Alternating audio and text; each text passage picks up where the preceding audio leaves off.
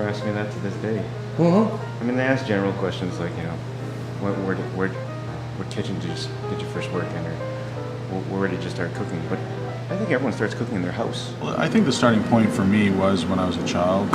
Growing up in the Gaspé, we grew our own vegetables and that sort of thing. So the connection to fresh quality products has been instilled in me since I was very young. I think like a lot of young chefs, the beginnings at home. My mother, even though she wasn't a gourmet cook per se, but she cooked for us in a wonderful way. Oh my goodness, how long can we go back? Story of food began when actually I went to high school right around the corner from here at Templeton High. Truth is my heritage. I grew up spending 3-4 months a year on a farm, my grandparents' farm. They had a hotel in Holland. They had a sheep farm just outside the city that the hotel in. Of course, it began the same as everyone else. We were born. Some of us were fed from our mother's breasts, and others weren't. Eventually, one way or the other, we all started eating solid food. The story has to come from, of course, my roots, my family, the home cooking, the smell. And my dad did all the cooking in the house, and then my mom got really sick for a time period. So I remember her not being at work, just being at home in bed. And then I'd come home from school and cook her food. I would have to go with my dad every night and say, you know, I gotta learn to cook food. I gotta learn to cook that. You know, what are you doing there? You're frying a steak. Okay, how does that work?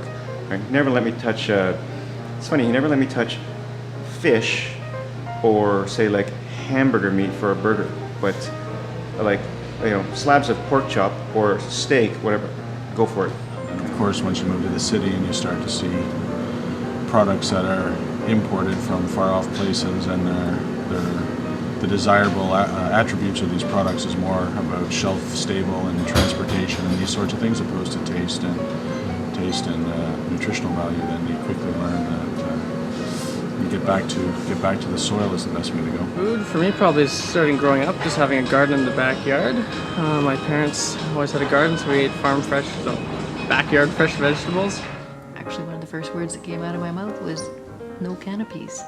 My mother used to feed me canned peas, and I could not stand them. So, very early age, fresh fruit was important. And we also had the benefit of a backyard garden full of vegetables, chickens and flowers.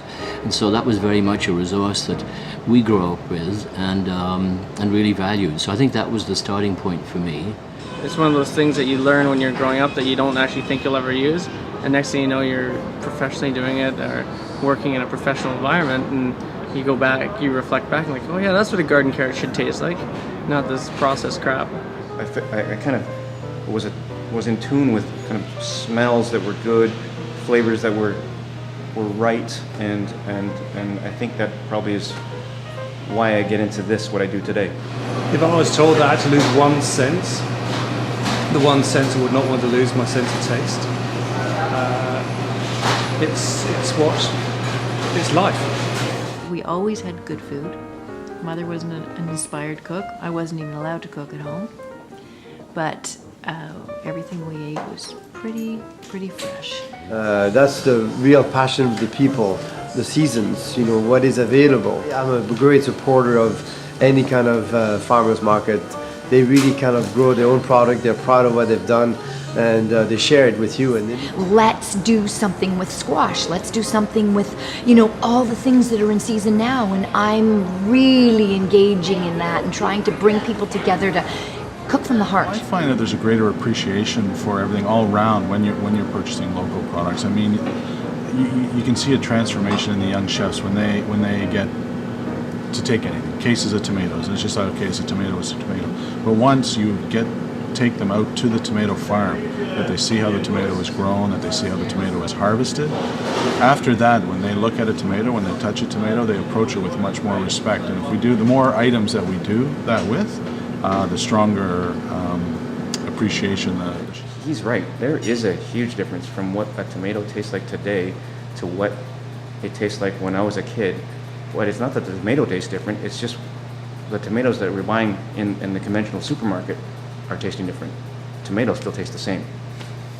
That's really the nub of it for me in terms of a passion. It's enriching it's just the right choice for chefs and for home cooks.